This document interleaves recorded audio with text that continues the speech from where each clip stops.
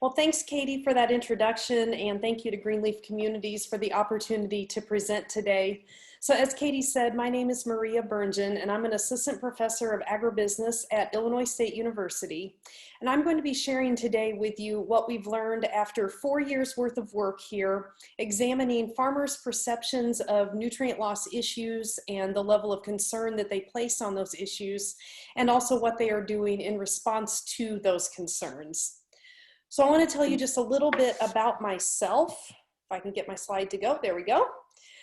So this is my 6th year, excuse me, this is my 6th year teaching here at Illinois State.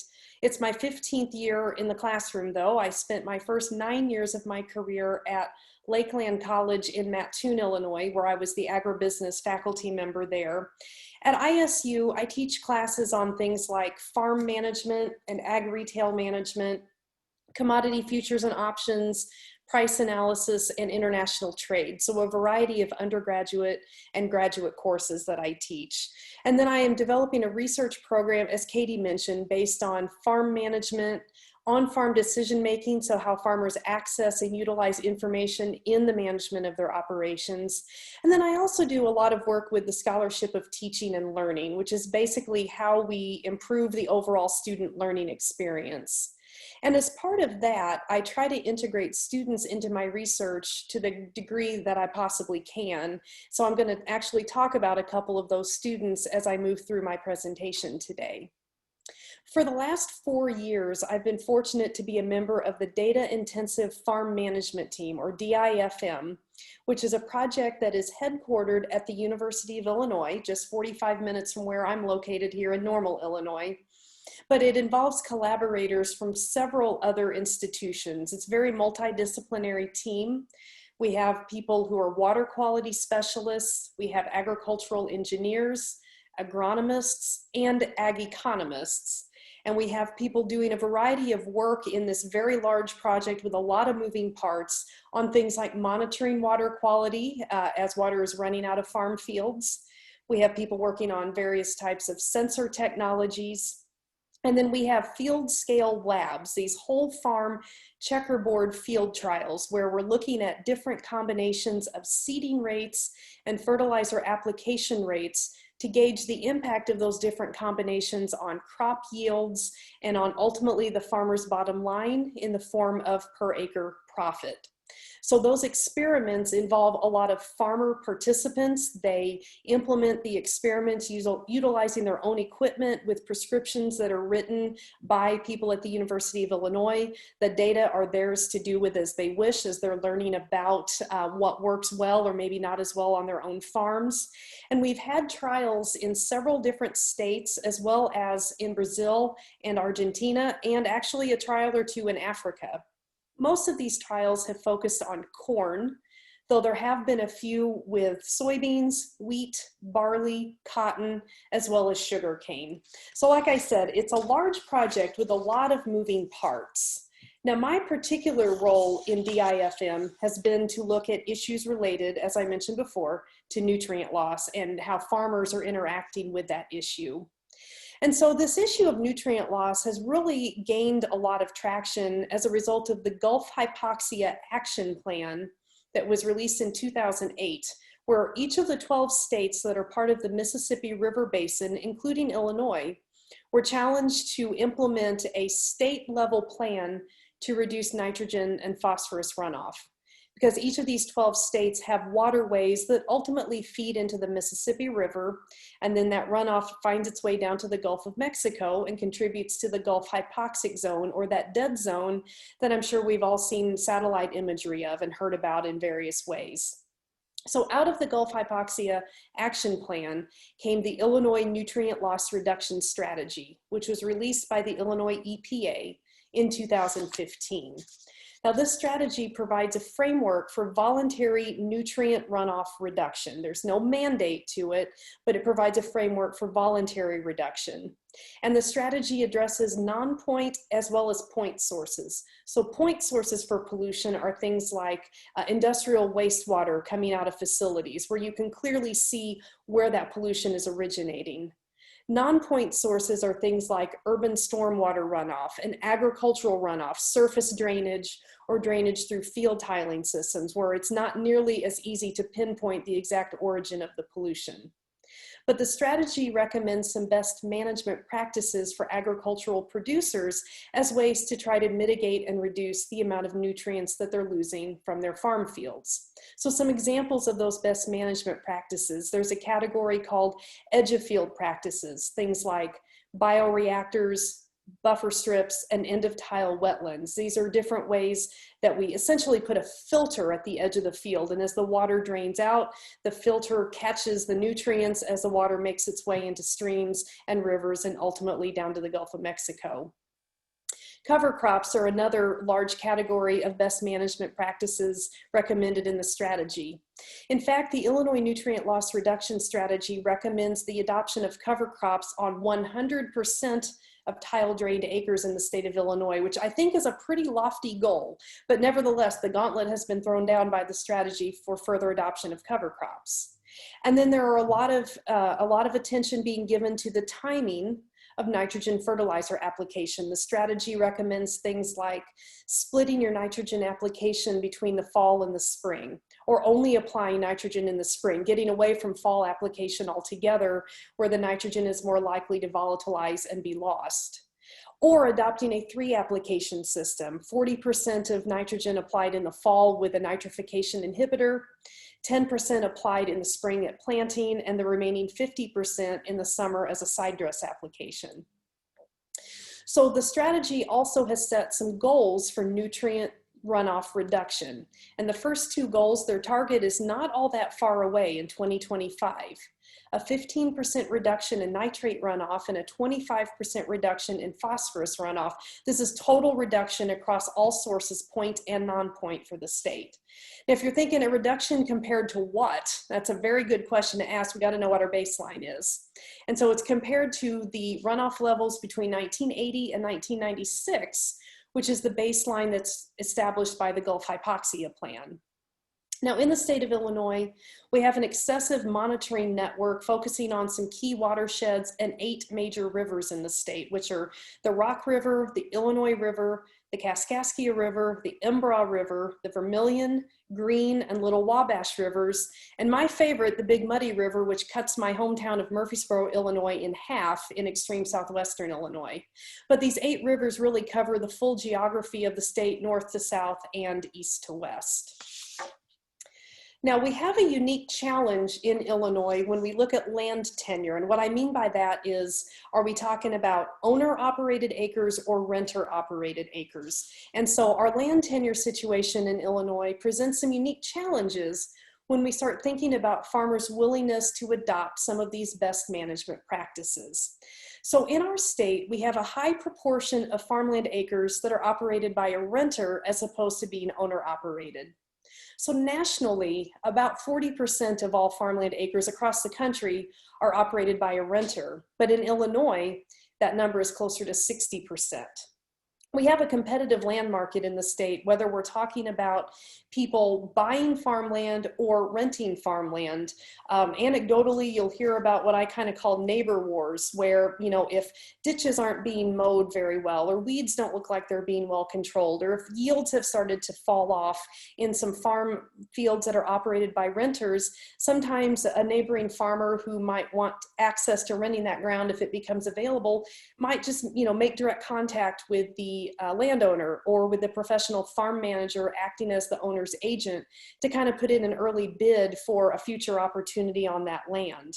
The relationship between farmland owners and operators is very important and needs to be protected. You know, if a farmland owner says, well, this is a way we've always done things, or they're not comfortable taking a chance on their operator trying something new, these are things that can present barriers for these farmers who are renting their acres as well.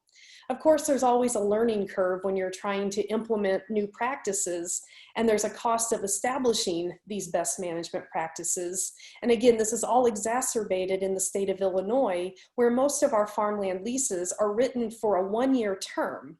Now, oftentimes, and most of the time, those leases are going to renew for another year. but there's no guarantee. And so these farmland operators that are renting those acres may be hesitant to take a chance because of all of these different factors. They may hesitate to take a chance on trying these new practices out, and they may not see the benefit of investing in these practices if they don't have secure tenure to that land moving forward. So within what I'm calling this big complicated issue, all these moving parts on nutrient loss, our part of the DIFM project at Illinois State University has been finding the farmer's voice in this big issue. So we have an extensive DIFM team working on all kinds of different moving parts with the project. But what we've been doing at ISU is working with the population that's most directly affected by this issue on the agricultural side, on that agricultural non-point side, and to try to get their perspective and bring that forward in the process. So to tackle these issues, we've done a couple of things here at ISU. And so the first step was a small pilot study. I told you I was going to mention a couple of my students that have been involved in the process. So the first one of those was the pilot study that I conducted with an undergraduate researcher named Benjamin Marks. He currently is a precision agronomist with advanced agrolytics. But once upon a time, he was a senior getting his bachelor's degree in agribusiness at Illinois State. And in cooperation with the McLean County Soil and Water Conservation District office, Ben had the opportunity to interview 30 farmers in McLean County, Illinois. That's a county where Illinois State is located, and it is typically the top corn producing county across the United States.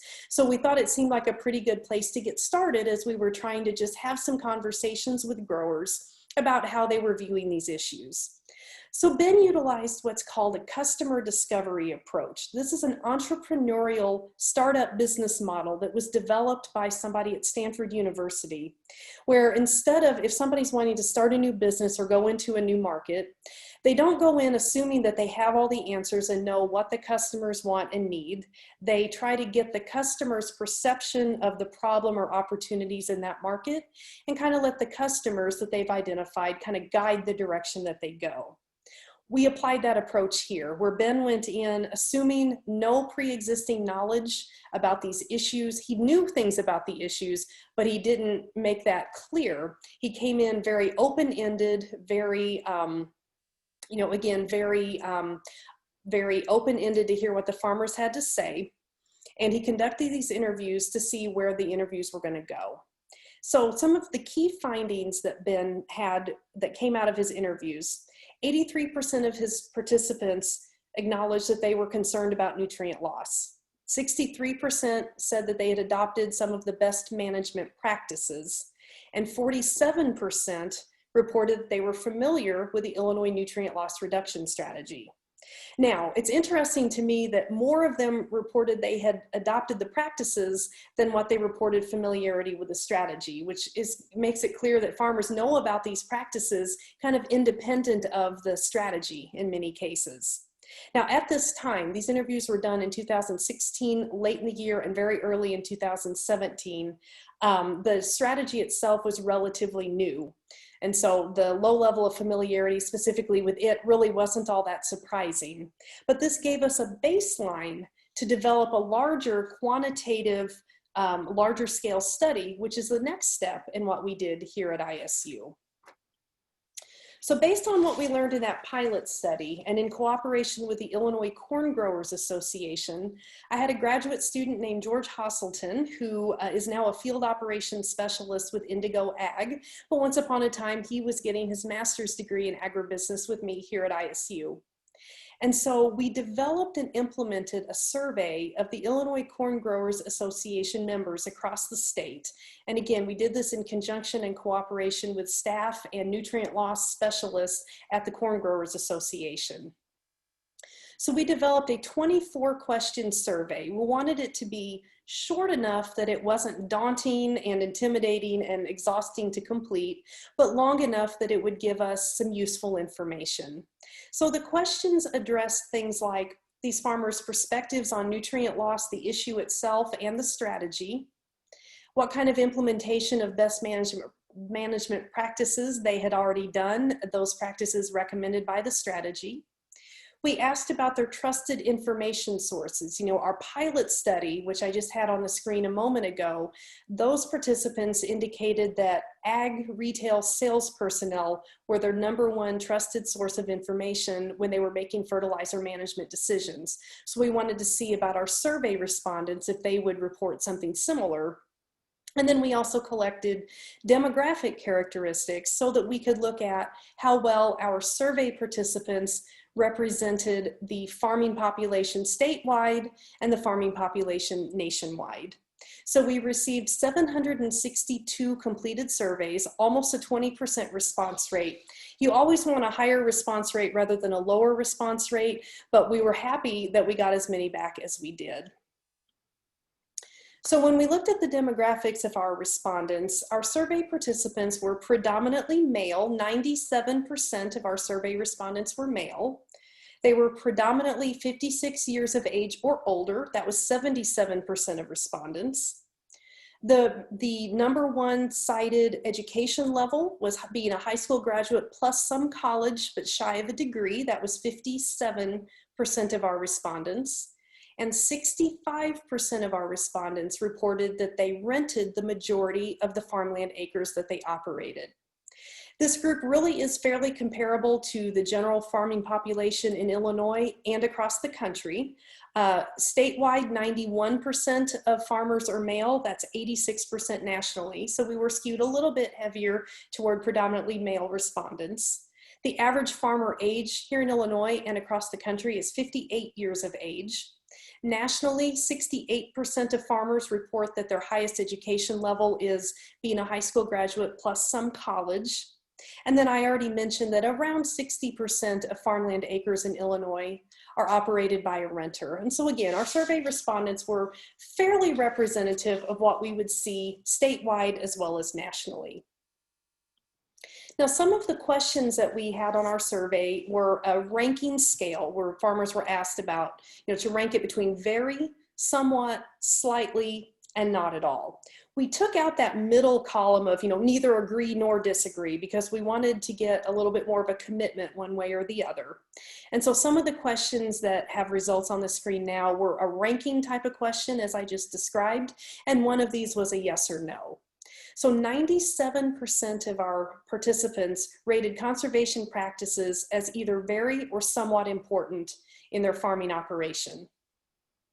On a yes/no question, 91% indicated that yes, they believe that nutrient loss causes environmental harm.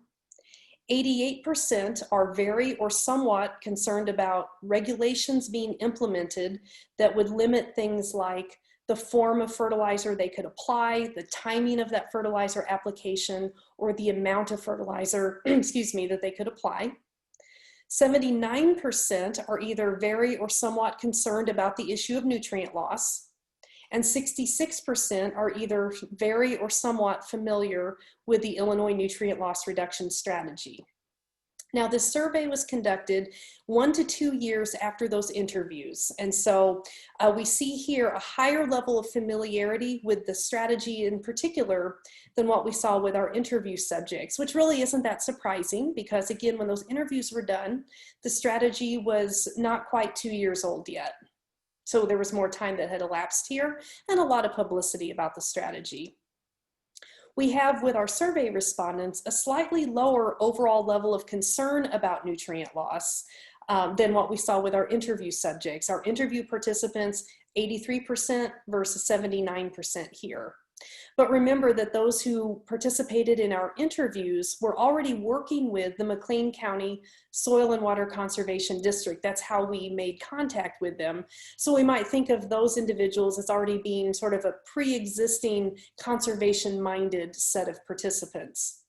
Now, I will tell you that our Corn Grower Association members here definitely eclipsed the overall farming population in one of these metrics. So in 2019, the USDA National Ag Statistics Service conducted a nutrient loss reduction strategy survey in the state of Illinois.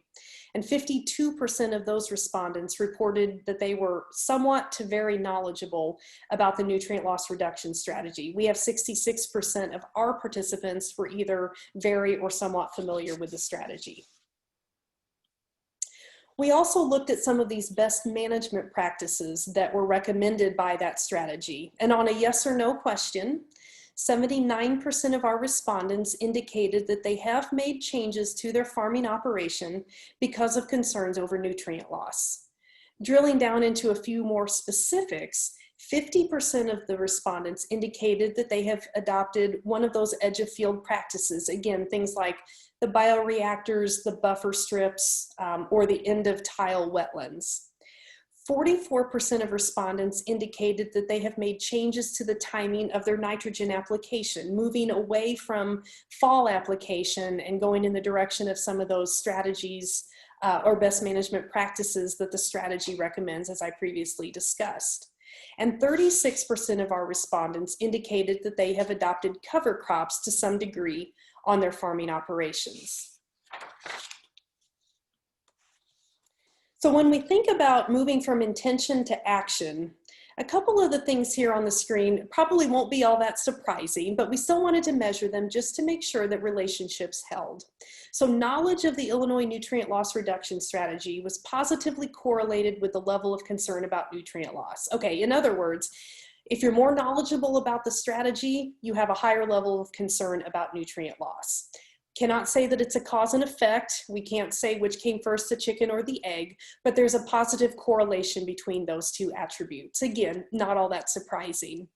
We also found that the level of concern about nutrient loss is positively correlated with the implementation of operational changes. Once again, not a cause and effect, but those who were more concerned about nutrient loss are more likely to have made changes to their operations. It's a correlation, and again, not all that surprising.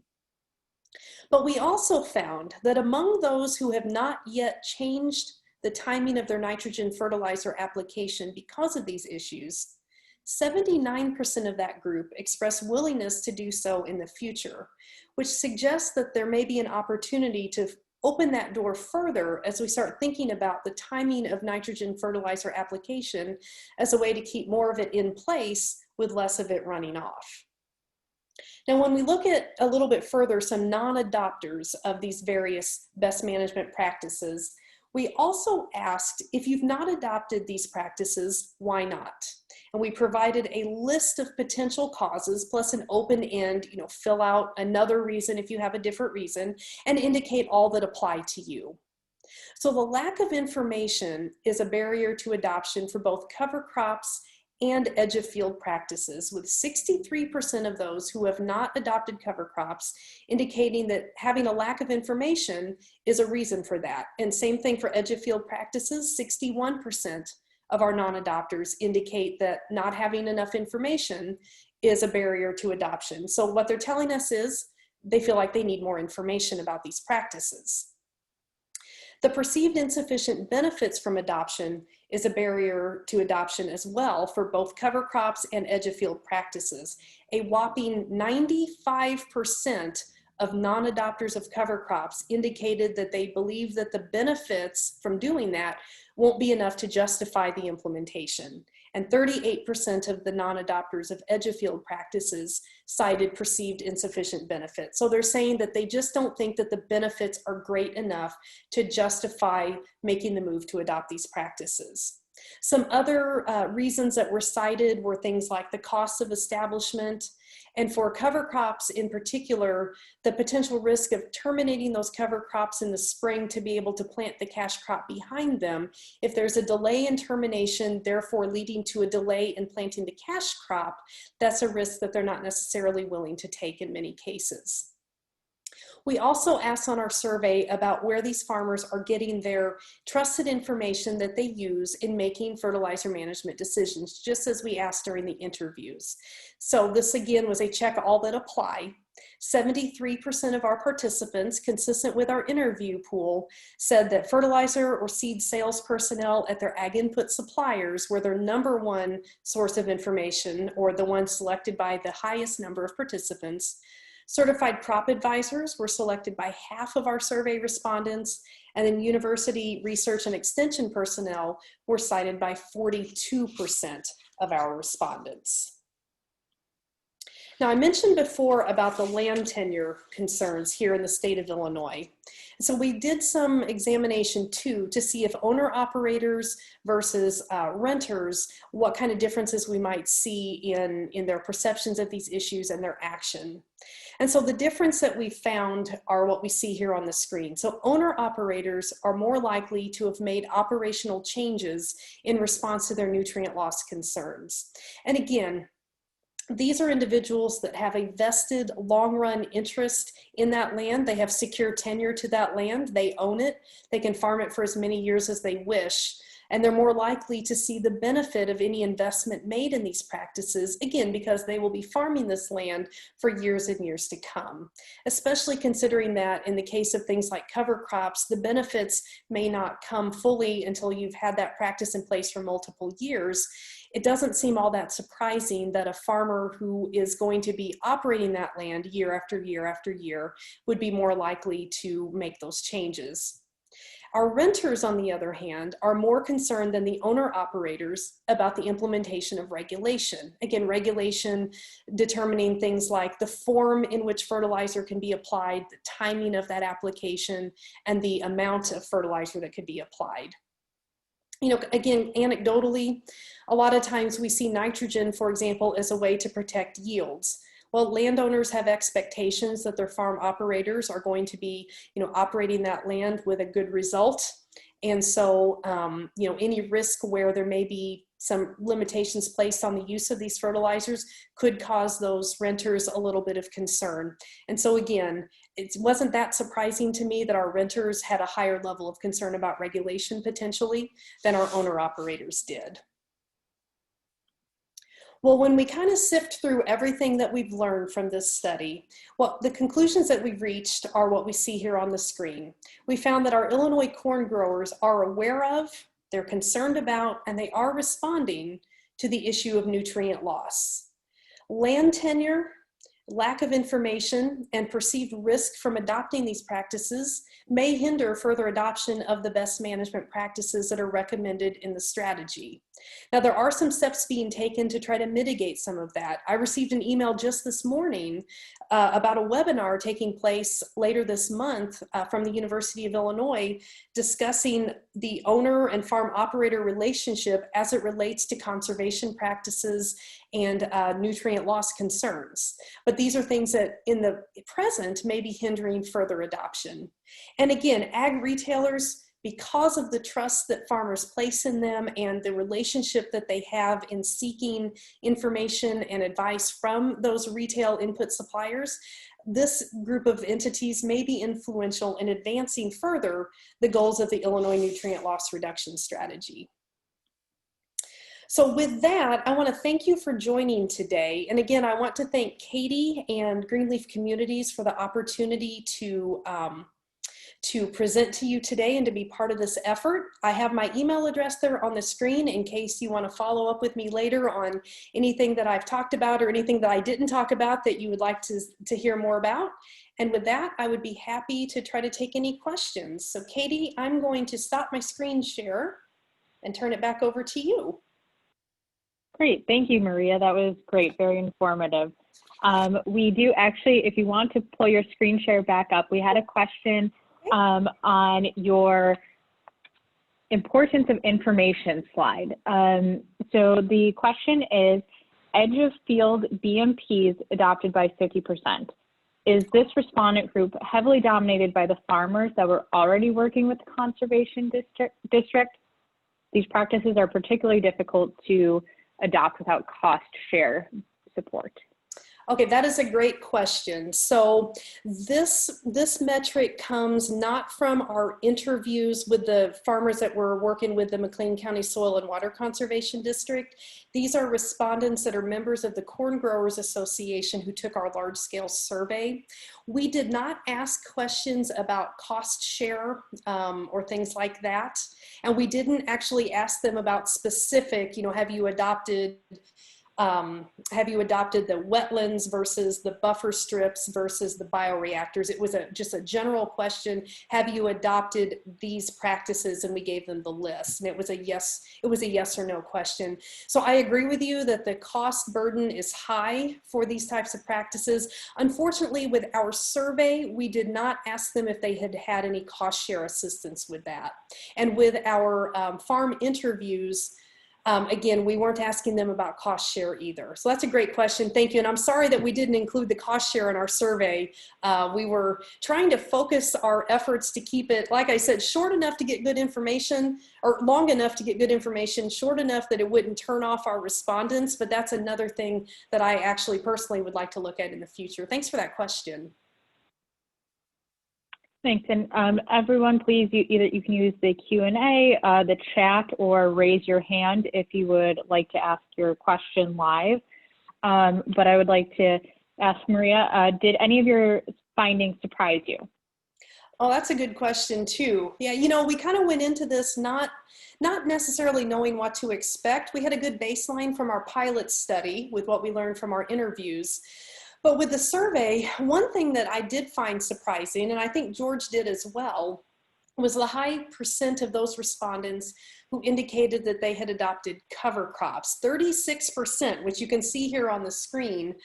There was a recent, it was in 2015 and 16, a USDA National Ag Statistics Service survey that showed us that 5% of corn and soybean acres in Illinois at that time were planted to cover crops. So what we have here is the percent of respondents who had adopted cover crops. We can't say 36% of their acres were in cover crops. We were surprised by that high percentage of respondents who said that they had utilized cover crops. Unfortunately, what we don't know is what percent of their acres they had them on. And so kind of in our parking lot of things we want to look at next, we want to drill down into more about that adoption of cover crops. Thanks, Katie, for that question. Thanks. We've got a couple more questions coming in. One, just comment, if Maria, would you be able to share that webinar and I can send that out with attendee, the link to the presentation and other materials that's coming up later this month? The 22nd of September, or the one later this month? Yes. Yeah. Yes, sure. Please. Thank you. Yeah. Next question, how will the corn growers and the NLRS team use the information learned from the survey reporting? That's a great question too. So, you know, it's an interesting relationship where we're doing an academic study with cooperation from an industry group. And so, you know, the data from the survey are ours to disseminate through the university. But what we have done is, and what George did, was he produced a bulletin that he sent to the Corn Growers Association that if they wished, they could share with their members, basically showing, here's what we learned. And, you know, it looks like this population is, you know, aware of the issue, responding to the issue. So, you know, job well done, and keep up the good work. And so what we're trying to do is just kind of provide a bit of a pulse of that population to show that that group overall is doing a good job with staying on top of these issues, responding to the issues, and making changes to the issues. And we're hoping to contribute to the larger conversation on this issue as collectively we're all trying to advance the goals of the strategy and hopefully meet those specific nutrient loss reduction goals moving forward. You know, periodically the Illinois EPA releases update reports on progress toward meeting the goals of the strategy. And so we're hoping that what we're learning through those farmers' voices will just be part of that larger conversation. Great, thanks. Next question, have you interviewed or investigated ag retailers' interests and willingness to participate in advocating some of these best practices? That's a great question. I have not in particular, though I do know, and I can cite for you, there's the 4R4U system, which is a cooperation between the Illinois Farm Bureau and all of their county chapters and the FS companies and Growmark Incorporated to work with local farmers and local farmer groups on, you know, the right rate, the right place, the right time, those 4 R's of fertilizer application, to try to, again, mitigate things like the over application of fertilizer or incorrect timing of fertilizer application. So I have not worked with them in particular, but I do know that there are fairly large scale ag retailers that have been part of this effort as well. Very good. And then, do you know anything about how many of the respondents were already participating in the Corn Growers Precision Conservation Management Program? We do not. We were not trying to kind of commingle the different efforts, and so we didn't ask a question about that. That is it's another variable though, and knowing that, being able to capture that, you know, could have been helpful. So, but no, unfortunately, we didn't capture that in our survey. Okay, thanks, Maria. And then, you know, a question on, have there been discussions with farm managers about conservation, you know, that being kind of the gatekeepers? Now, that's a great question. So there have been some standard leasing documents developed at the University of Illinois. You know, they have standard leasing documents for cash rent leases and crop share lease arrangements. And as part of their documentation, they have developed some leasing addendum documents addressing nutrient management, environmental stewardship, and conservation practices. And this is a piece where professional farm managers can use these as, you know, part of that negotiation process or that lease signing process between the farmland owners that they represent and these farm operators that are renting from them. That can help solidify those conservation goals and those best management practice goals. This is something that I've heard about from several professional farm managers that I work with through the Illinois Society of Professional Farm Managers and Rural Appraisers. They have landowners that want to talk to their farm operators about these things. And so farm managers are becoming aware of those and are starting to implement these through that negotiation process. And the nice thing about these addendum documents is they can really solidify who's responsible for what, who's going to pay for which parts of these things. And, you know, with that goal of trying to get more of these conservation practices in place, having this documentation and sort of this, you know, firm plan for these practices may help to overcome some of those land tenure concerns. So we do see professional farm managers starting to work with these documents. Great. And then regarding the information that farmers were interested in, has more information been provided to them on cover crops and other practices? We have not done, I'm sorry. We have not done that in particular. We were sort of like the bird dog crew going out to see what are farmers telling us. And so, you know, by providing a bulletin to the Corn Growers Association, for example, and by participating in events like this and trying to kind of get the word out, you know, we're trying to show that more information is needed. There are a lot of ways that that information could be disseminated, you know, through farmer networks, through publications, Prairie Farmer, Illinois Agri-News, you know, highlighting success stories. A lot of farmer to farmer interaction can be very influential in things like that. So no, we have not done it in particular. What we're trying to do is prove that these things are needed. Information is needed. More information about the benefits are needed. And again, I do also think that those leasing addendum documents that have been developed will surely help with the owner-operator relationship as it kind of comes into play with this. Very good. One question that I have was kind of how do you see changes to management practices or farmer decision making kind of going forward based on some of these changes in farm ownership, the awareness of the different practices, those sorts of kind of variables? Yeah, you know, I think that's a really good way to bring a lot of this together, Katie. I think that, you know, farmers certainly talk to each other, learn from each other, trust, you know, what they're learning from one another. Again, highlighting success stories, things like farmer-led field days and farmer-led educational efforts, I think could be very effective. And when we think about farm ownership changes and things of that nature, you know, as we have in this state, more acres that are operated not by the owners, and oftentimes you have those owners who are represented by a professional farm manager in negotiating with the farm operators on leasing terms and things like that. I think that, again, and I know I've said it a couple times, I think these leasing addendum documents that have been developed will help to potentially take away some of the perceived risk on the farm or on the shoulders of the farm operators that has been making them hesitant to pursue some of these things.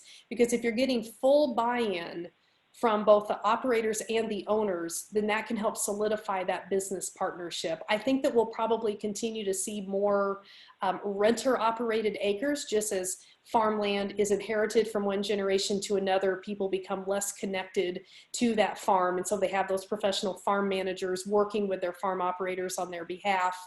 But I think that with higher levels of knowledge and understanding, and again, the system in place to try to formalize who's responsible for what and how will these practices be implemented and who will pay for them, I think that all of this together, I'm hoping, and I think will encourage, you know, moving the needle forward further toward meeting these goals. That's great. One, I think, last question, and I'll kind of close, but Okay. where can a producer find a list of potential resources to help support adoption of these practices to mitigate the cost and risk?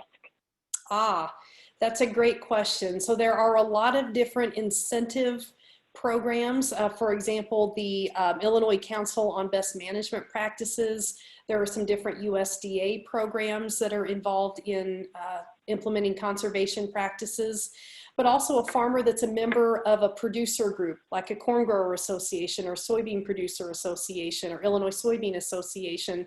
A lot of times those groups have, you know, lots of information for their members. The Illinois Farm Bureau and your local Farm Bureau chapters will have information that can point you in the right direction toward resources that are available for farmers to learn more about these practices, and again, things like potential cost share opportunities. So I would start with your local Farm Bureau and with your producer groups as a really good starting point. Great, thank you, Maria. And I am just pulling up some of the upcoming webinars. Maria, I want to thank you for sharing with us today. And I would also like to thank Nancy Holm, who was one of the co-organizers on here. She recently retired from the Illinois Sustainable Technology Center, sorry. And I would also like to thank the Lumpkin Family Foundation for their support both on our March workshop and this webinar series. So we're excited for some of the upcoming sessions. Next Tuesday at noon, Mitchell Curtis, who's a Illinois producer. And then on Tuesday, September 29th, Jenny Atkins. Jenny, I believe you are also on. Jenny is at the Illinois State Water Survey and will be presenting on soil moisture data. You can register for these additional sessions on our website here, and you can also contact me at my email here, which should also be available in the Zoom registration or other materials you receive. Please let me know if you have any other questions, and thank you again to Maria. Very appreciative of you joining us today.